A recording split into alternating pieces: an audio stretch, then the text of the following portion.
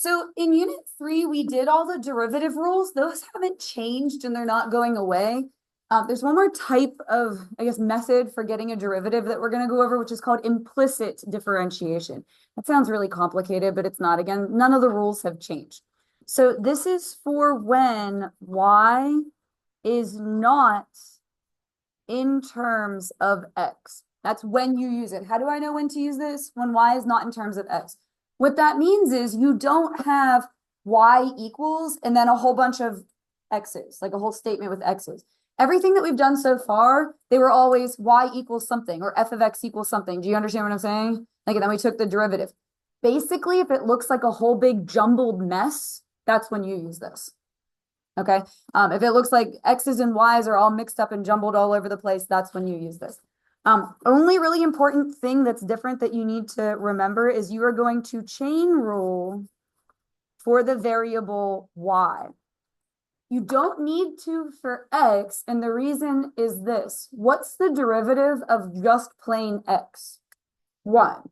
So I guess you could do it, but you would just end up with times 1 all over the place, and it's not going to change anything. Do you understand what I'm saying? Like, anyway, only for y. Last thing I'm going to say before we just do some problems. Well, first of all, I accidentally, I didn't renumber this after I changed it from another year, so I'm sorry it starts with number 6. Again, I changed it and I forgot to renumber it, so I'm sorry about that. And last thing, when you write your derivative, you want to write dy dx. The reason why is this. If you put y prime and it's all jumbled up with other y's in there and your prime symbol just kind of gets like mushed into the rest of it, you're not going to be able to see what it is you're doing. So we're going to write dy dx. Okay, here we go. Derivative of 3x squared. It's not different. It's not new. What is that going to give you? 6x. Good. That's it. That's all there is to it. Minus, now this one's a y instead of an x. But what do you feel like that derivative should be? Like, use your instinct. It's not different. What do you think that would be? Okay, so it's 4y, and then you chain rule on the derivative of y, which is dy dx. Basically, just anytime you do a derivative of y, you multiply on a dy dx. That's it. That's the only thing that's new or different. Equals, and then what's the derivative of just plain x? 1. You have one step that's calculus where you do the derivative. Everything from here on out is algebra. Okay, you need to get the dy dx by itself. So what would you do to both sides? You're solving an equation, basically. What would you do to both sides? Yeah, minus over the 6x. Good. Subtract 6x. So you'd have 1 minus 6x. And then what's your last step to get that by itself? Yep, divide by negative 4y. Yep, dy dx equals should be your answer. So it is one step of calculus with a whole big lot of algebra. Basically, if it looks like a gigantic mess, you did it right. Okay, if you get something that's too nice and neat, it's not usually right. I mean, I'm just joking, obviously, but yeah, if you get something that is a whole big jumbled mess, I mean, it started out a whole big jumbled mess, it's going to end up a whole big jumbled mess. So number 7 says write the equation or equations, plural, for the tangent line for the one we just did at x equals 1. What 2 things do you need to write an equation? Yeah. Slope and a point. All right, so I am going to make a point 1 comma something. And to get y, I'm just going to take 1 and do what with it? Plug it in to the original equation right here for x.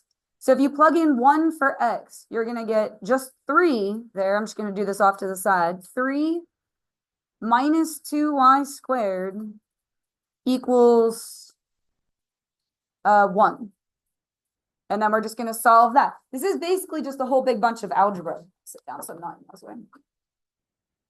So what would you do to both sides to solve that one? Yeah, subtract the 3.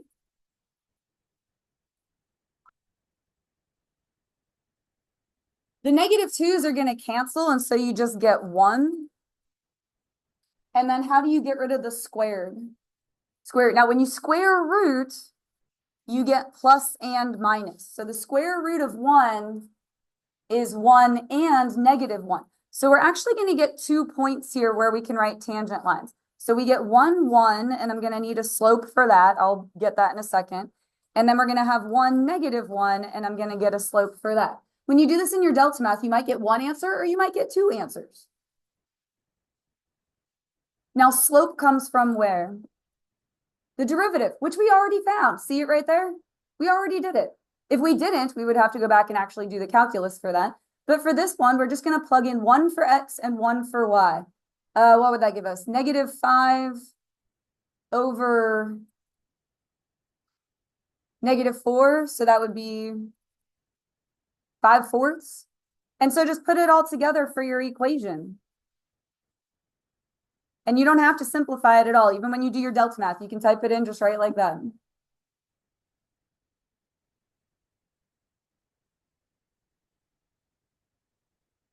This one's going to be practically the same thing because it's practically the same exact point. We're going to plug in 1 for x and negative 1 for y. Think it through. What is that going to give us for our slope? If you plug in 1 for x and negative 1 for y. Yeah, good. It'll be the same thing except negative. So negative 5/4. And so you're just going to take that point in slope and write your equation. Now it'll be y plus 1 equals your slope x minus 1. So again, slope comes from the derivative. So you find the derivative.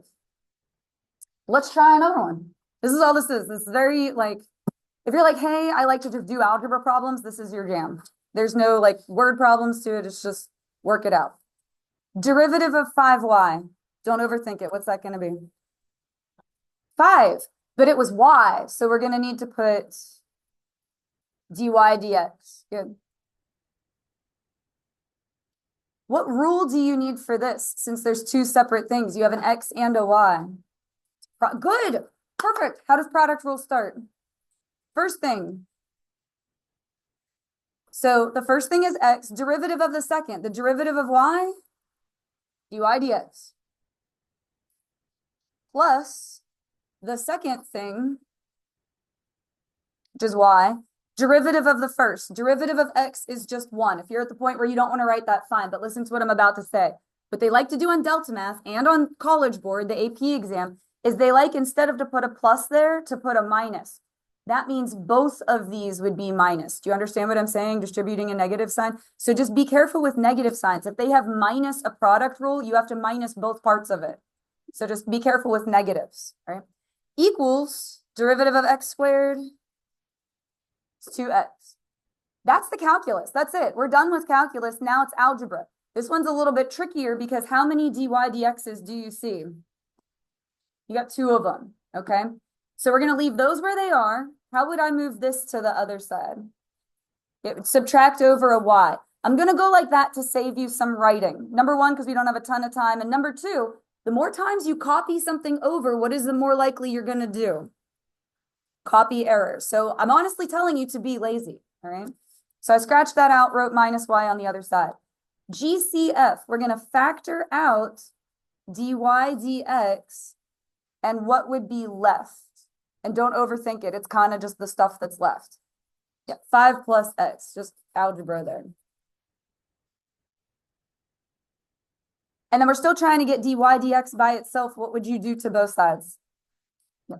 Divide by that stuff. So it's 2x minus y over 5 plus x.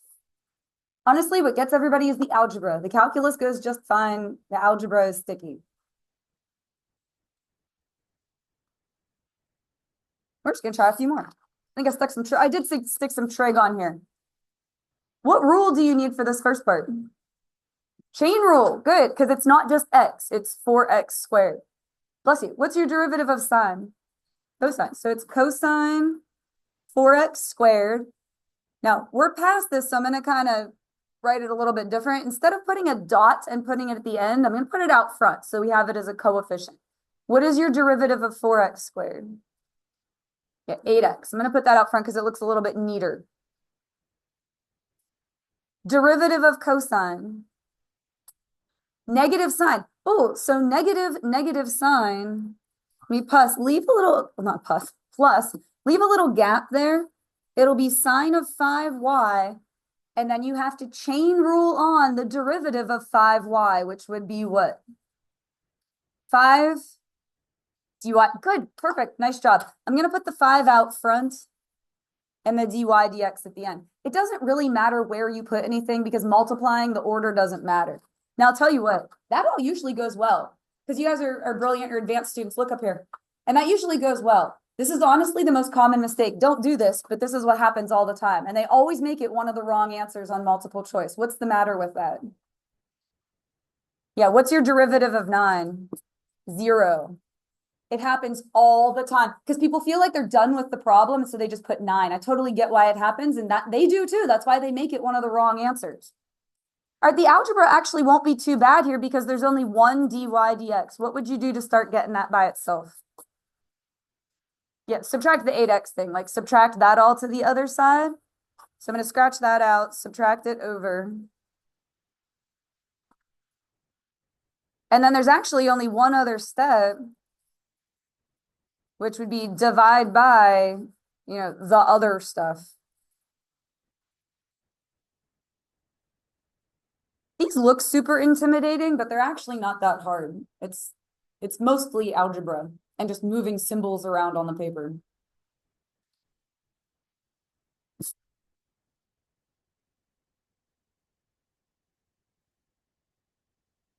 This is one of those lessons where I say if your parents are like bothering you about what did you do at school today, if you show them this, they're probably not going to ask you any more questions. Like, no, it's good. I believe you. All right. Derivative of 5e to the y. 5e to the y. But it was a y, so you need to put dy dx. Just anytime you do a derivative with a y in it, chain on a dy dx. That's really the only new information in this lesson, right? Plus 3 equals dy dx. That's the calculus. That's it. Now, the algebra with this one is a little harder because you have 2 dy dx's and they're not even on the same side. So the first thing you would have to do is get those together. So I'm going to subtract this over.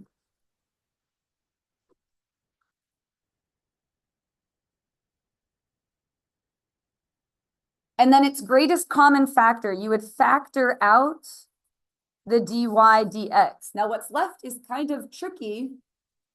What would you be left with when you factor that out?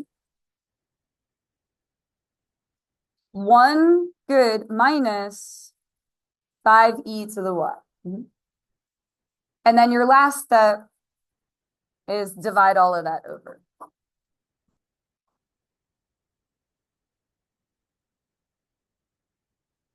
I know we had to combine this lesson on the same day as the quiz, but are y'all hanging in there? And I know you guys are usually quiet anyway, but is like, okay, I don't get much feedback, so we can do 2 more. Derivative of x to the 4th. 4x to the 3rd plus derivative of ln. Does anyone remember that one? What 1 over, good. This one's just going to be 1 over, instead of x, it's y, okay? So I'm going to write 10 over y. It would be 10 times 1 over y. Do you guys understand what I did there? Just put 10 in there. And then whoever said dy dx at the back, thank you very much.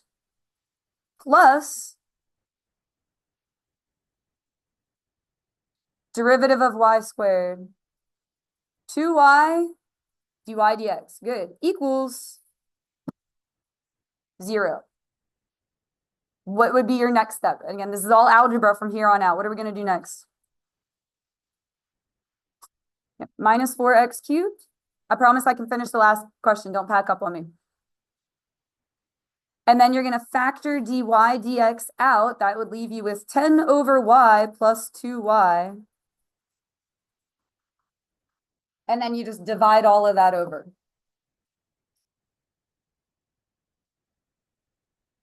And again, if it looks like a complete disaster, then you probably did it right.